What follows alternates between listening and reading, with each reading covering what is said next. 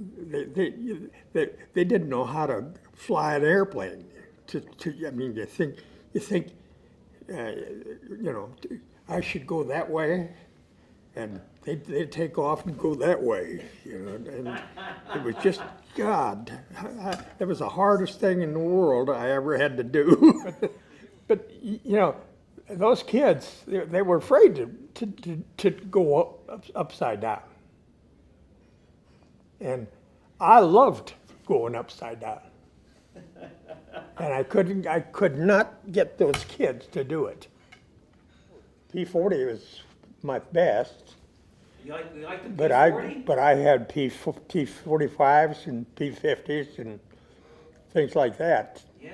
And I could fly all of those, no problem at all. But other kids wouldn't try to fly these other aircraft.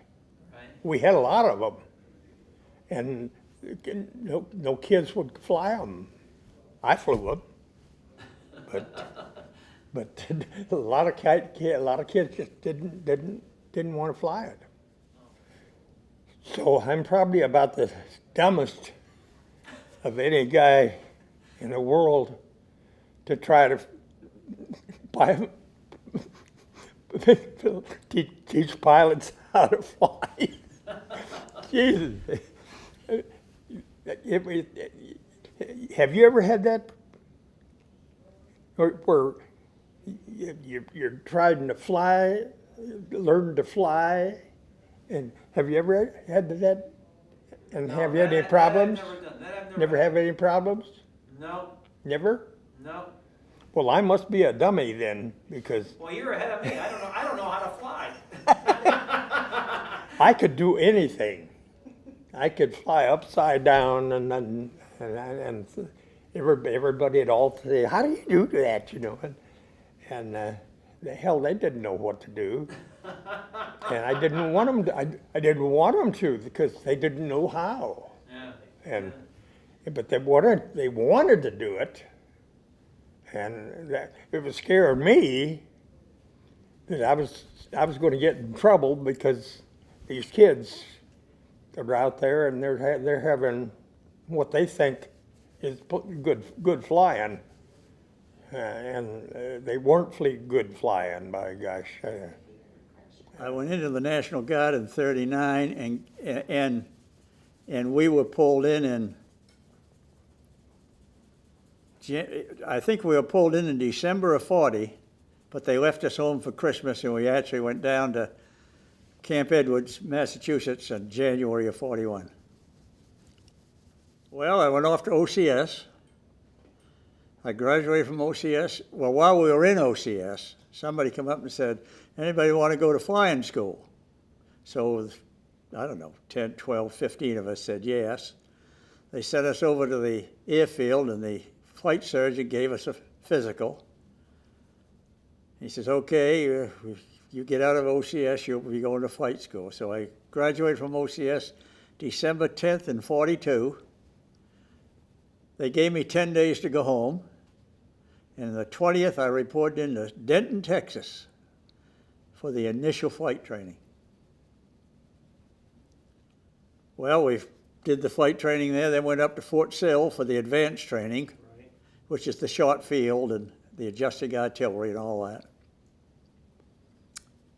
And I guess I got out of Fort Sill, I'm going to say May or June, I'm not sure when, and went to Fort Shelby, or Camp, then it was Camp Shelby, Mississippi, and joined the 941st Field Artillery. It was a separate field artillery battalion. We went out to Louisiana maneuvers. From there we went to desert maneuvers. From desert maneuvers we went to Boston and climbed on a ship and went to England. When we got to England, seems to me we got to England around April, March or April. We became 5th Corps Artillery. The 941st was a separate battalion in 5th Corps Artillery. And we did a few things, just fooling around. And then they come up and says, "Okay, we're going to go down to Bournemouth get set. So this was to get set to go over to, yeah. So we went down to Bournemouth and we did all kinds of things to the airplane and all that. We're getting ready to take off, and on D+4, this guy come up and says, we think that the Germans are going to try to use gas to push us back into the channel. So you got to put on impregnated clothing. You know how thick, that's how it felt. So I've got a Mae West on, I've got that on, I've got a parachute on my back. Now we're getting ready to take off, and along comes some guy and says, well, if you go down in that ocean, you got to have a boat. So they gave us a boat that was about so big that sat right underneath us on the seat that we're sitting in. Now with me, it was all right. But we had a guy, I can't remember, Jack. What was Jack's last name? I don't know. Anyway, Jack. He was 6'1". I don't know how he got through flight school at 6'1". But after he put all that stuff on, you ever been in an L4 Piper Cub? No, I've seen them, I haven't been in one. Well, you know you got ailerons out there. Right. The wire for those ailerons goes right over your head. Jack, with all that junk and that over his head. So we took off. There was 13 of us in that flight, all 5th Corps artillery airplanes. And they gave us that boat. If we went down, we couldn't have hit the water if we wanted to. There was 4 rows of ships going over, 4 rows of ships coming back. I think if you had an engine failure, if you were high enough, you might be able to get out the other side of it. The Pennsylvania State Guard was federalized and moved to Indiantown Gap. At that time, the services were segregated, and they formed a state guard to take the place of the National Guard. And I became an enlisted man in the Pennsylvania State Guard in the Engineer Battalion, which was stationed in Philadelphia, Pennsylvania.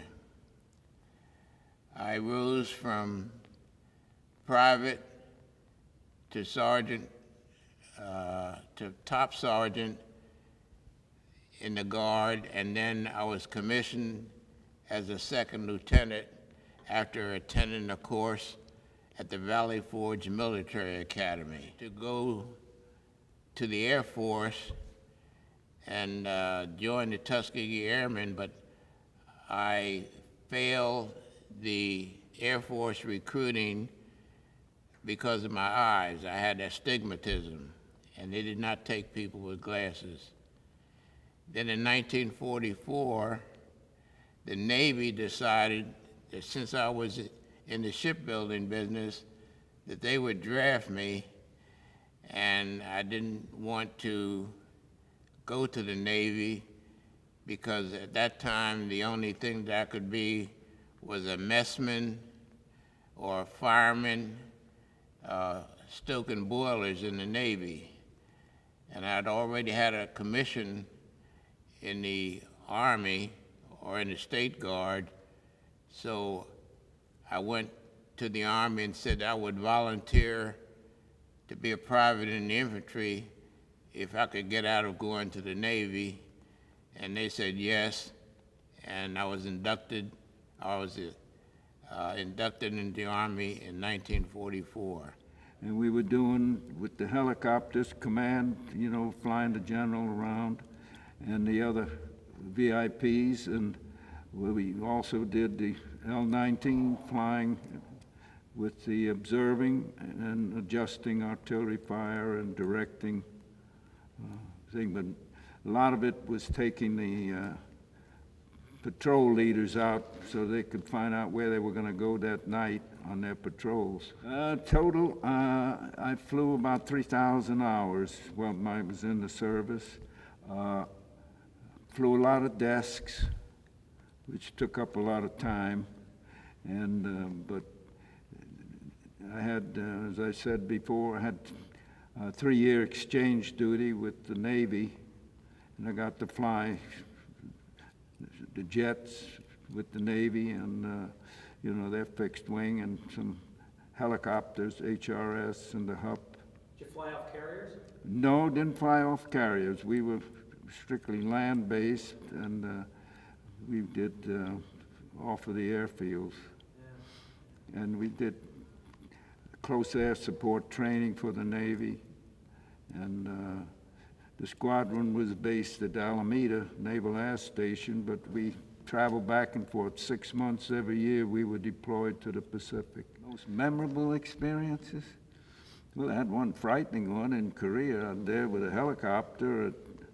I took a doctor to see a patient in one of the places, and when we was getting towards the end of the day, and we started back in, and it got dark, and we didn't have many navigation aids that time, just a compass, and we got sort of disoriented, as they say. But we always carried extra gas on the things, and we were running low and still hadn't gotten back to our base that we were operating out of. It was a guerrilla operation, so we were in the guerrilla areas where they were trying to wipe those up, clean them up after the push went forward. And we saw some lights, and I knew that the guerrillas didn't have any vehicles, so we stopped and let the doc out and asked him to go check it with the convoy out there where they were heading. And while he was doing that, I was filling gas in the helicopter, and I didn't want to shut it off, afraid it might not start. And when I got it halfway into the tank out there, the 5-gallon can that I was pouring it in with hit the stabilizer bar on the helicopter, and it flew out of my hands, and I thought I was shot. But got that corrected. He come back and he says, they're going to the same place that we're heading. So I picked it up, and we followed the road that they were on and got to the back home. Nobody missed us, but it was an interesting flight. There were no lights on the helicopter that we had, so I had to use, the doc used his eye scope, that he used to look in the ears and things. So he lit up the instrument panel while we were flying. High-tech stuff? So I took field artillery basic training at Fort Bragg, North Carolina, and qualified for officer candidate school. And that sounded like a better way to go anyway. So my past record and academic records and things assured me a decent shot at it. And so I suddenly became an OCS Class 179 field artillery, which is the last World War II OCS, field artillery OCS. They didn't do any more of that for a couple of years. That was I graduated in December of 1946. I'd been in the Army about 8 months. I was, my branch was AUS, Army of the United States, which no longer exists, but is a pickup of reserves, Guard, regular Army, all the rest of that at that time was the overall. And you could be a non-citizen and be in the AUS. They didn't realize that at Division Artillery 1st Cavalry Division, because they promoted me to first lieutenant, awarded me a brand new first lieutenant Officers Reserve Corps commission, and I'm headed out. I couldn't figure out why in the world they paid me for this. I just had so much fun I couldn't stand it. All of a sudden I was way back 100 miles south of Nagano, where the Olympics were, on a Jeep with a sergeant and an interpreter. We'd been breaking into some warehouses for rubber goods and stuff like that. And Bunny Martin came buzzing over me in an L5, and he threw out a message on the road and said, "Sally, get your ass into Division Artillery as fast as you can." And I says, so he found a place to land. I left the sergeant, he could get back to the military government team, and flew back with Bunny. And I came, "What is all this?" Said, "Well, you're illegal. We've got to tear off your commission. We got your bad shape. You've got to get you home very, very fast. They're going to discharge you as you go through California." And I cried a little bit to General Palmer. And he got a hold of General Chase, the CAV commander, Division Artillery commander, who had a lot of friends in Washington. And they said, "Here's what we'll do." And just, he says, "We're going to appoint you, because we can't take your commission away right now. We're going to appoint you as the custodian of the Far East Strength Reports, top secret stuff. And we've got to take it, your orders will read for hand delivered to the Adjutant General of the United States Army." So I had a better priority than the president's dog did. Fala, who was Roosevelt's dog, flew back in a C-54 that had been hauling coal to Berlin. Hauling coal? Into Berlin. And I was in really good shape back there, laying on mail bags and my stuff, which was locked to my wrist. But they everywhere we landed to get fuel or anything like that, I had a guard, and came back into Bowling Field. And they had a sedan waiting for me. No, it was a panel truck, really, with my stuff in there. And they took me into the Pentagon, and somebody, Lieutenant Colonel Montgomery, I'll never forget that guy, said, "Lieutenant, we better get you washed up. You got coal on you, and you're miserable looking, and you got to report to the AGO." So we did, and he said, "I've heard from all kinds of people about you. What do you want to do?" I said, I want to get my United States citizenship, and I want to stay in the Army." He said, "Well, it looks like a lot of people thought maybe you could do that." So he set me up as the Executive Officer, Headquarters Company, U.S. Army, South Force, Fort Myer.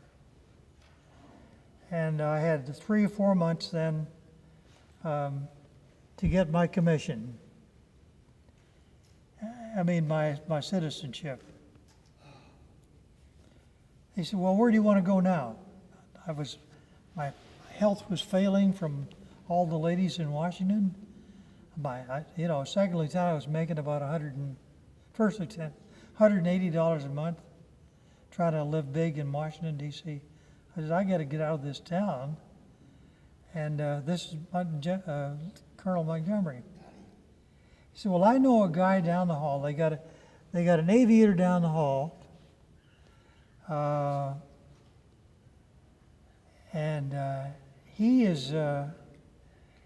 He does everything for the aviation. J. Elmore Swenson. He was a major, and he was running everything having to do with Army flyers. He called me down there and said, I told him that I wanted to go to flight school, and he called somebody, and I was on the way to flight school 30 days after that. When I had my first assignment, I don't even know the names of the types now. The long weapon, long cannon down at Shelby, Camp Shelby, is it? It's Camp Shelby. That was my first assignment. They were short of pilots. They had taken that clean sweep, took them all the ones that fought in the Pacific with the division, and they had high pointers. You accumulated points to get out. They took them all out. So that there was no air section, no air officer, nothing, except me. I welcomed the opportunity to join the 11th Airborne because I did always want to jump. And when I was assigned to Japan, I was told that we had missions over the mountains in a Cub. And I figured, well, I can't, the mountains are this way, and I'm flying this way. There's no give. So I better learn how to jump. And I did it. Perhaps you call that selfishly.